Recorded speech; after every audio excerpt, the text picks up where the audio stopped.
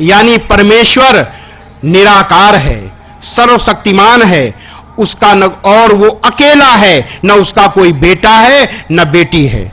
सनातन वैदिक धर्म भी कहता है कि परमेश्वर निराकार है, सर्वशक्तिमान है, उसका न कोई बेटा है न बेटी है, वो अकेला है।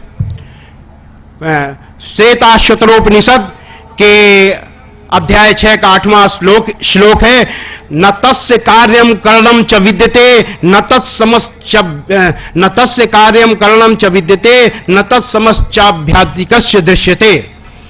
उस परमेश्वर के शरीर और इंद्रियां नहीं हैं और उसके समान अथवा उससे बढ़कर भी कोई दिखाई नहीं देता, यानी वह परमेश्वर अद्वितीय है।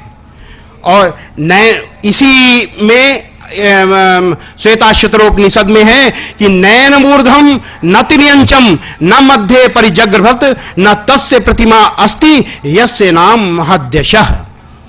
वो परमेश्वर इतना महान है, इतना अनंत है, इतना बड़ा है कि उसको इधर उधर से अथवा मध्य से किसी भी तरीके से उसको छुआ नहीं जा सकता, क्योंकि वो अनंत है। अल्लाहु अकबर, वो सबसे बड़ा है और उस महान परमेश्वर की कोई उपमा नहीं है, उसकी कोई तुलना नहीं है, यानी वो अतुलनीय है। तो और यही इस्लाम कहता है कि अल्लाहु अकबर, अल्लाह सबसे बड़ा है, अल्लाह के समान कोई नहीं है और न उसका कोई बेटा है न बेटी है।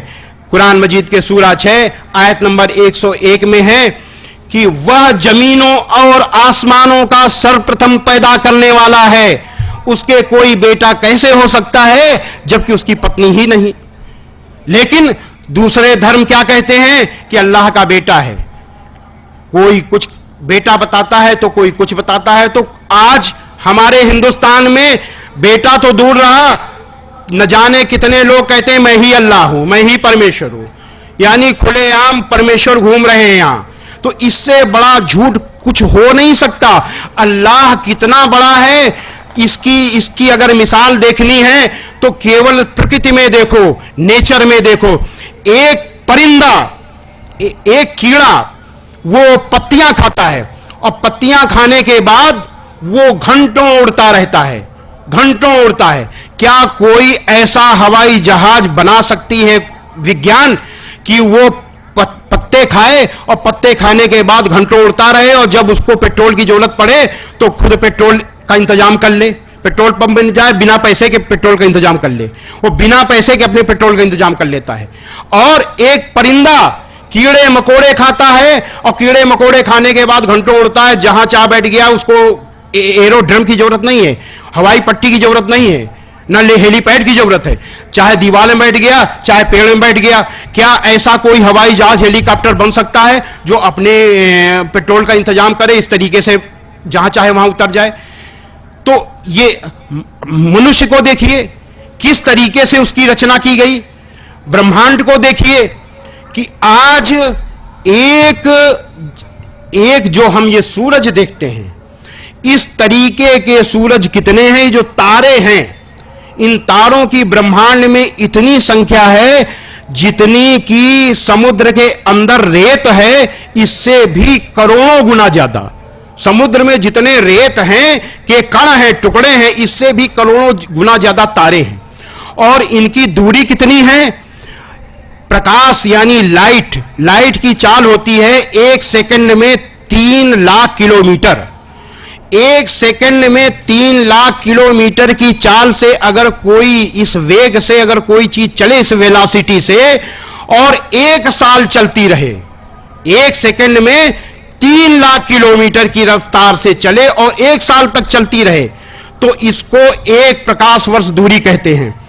तो आज जो है विज्ञान ने जो देखा है, अंतिम जो आप आकाशगंगा देखी है, वो जो देखी है नहीं, जो देखी है वो 13.6 अरब प्रकाश वर्ष दूर है।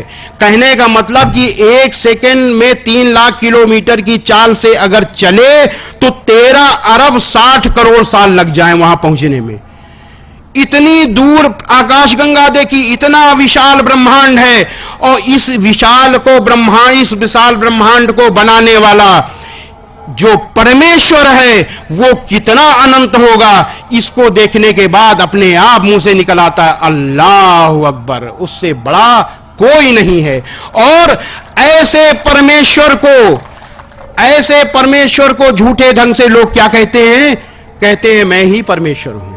लोग ये समझें कि इसी दुनिया में, इस छोटी सी दुनिया में, जिसकी हैसियत जीरो की तरीके से इस ब्रह्मांड में, इस दुनिया में वो पैदा हुआ, इस दुनिया में बढ़ा, इसी में बूढ़ा हुआ, बीमार हुआ और मर गया। तो अगर अल्लाह मर गया, परमेश्वर मर गया, तो इस ब्रह्मांड का क्या होगा? वो 60 साल में, 70 साल में, 80 साल में मर गया। छोटी सी चीज समझ में नहीं आती, इतनी छोटी सी चीज लोगों की समझ में नहीं थी कि कितना बड़ा सत्य असत्य को लेकर के चल रहे हैं। तो कहने का मतलब यह है कि लोग जैसे जैसे वो विकास कर रहे हैं, तो दुनियावी जिंदगी के लालच में इस झूठ की ओर और फंसते चले जा रहे हैं। पहले इतना झूठ लोग मानने वाले नहीं थे जितना आज झूठ मानने वाले लोग हैं। आज मैंने देखा है कि इस तरीके की चीजें लगातार बढ़ती चली जा रही हैं, और लोग अपनी अपनी दुकान सजा करके लोग आगे आ रहे हैं। ये इसलिए हो रहा है क्योंकि हम असत्य को मानने लगे हैं। अगर हम इस सच्चाई को मान लें कि परमेश्वर एक है, अनंत है, वो सबसे बड़ा है, उसकी कोई तुलना नहीं है, वो अद्वितीय है, वो अतुलनीय है, तो इस तरीके के झूठ में हम न फंसें और अपना भी हम परलोक सुधारें और दूसरे का परलोक सुधारें। अंत में हम परमेश्वर से प्रार्थना करते हैं कि जो लोग भटके हुए हैं उनको सद्बुद्धि दे और हम सबको पथभ्रष्ट होने से बचाए, सच्ची राह दिखाए। ओम शांति शांति शांति। मैं स्वामी श्री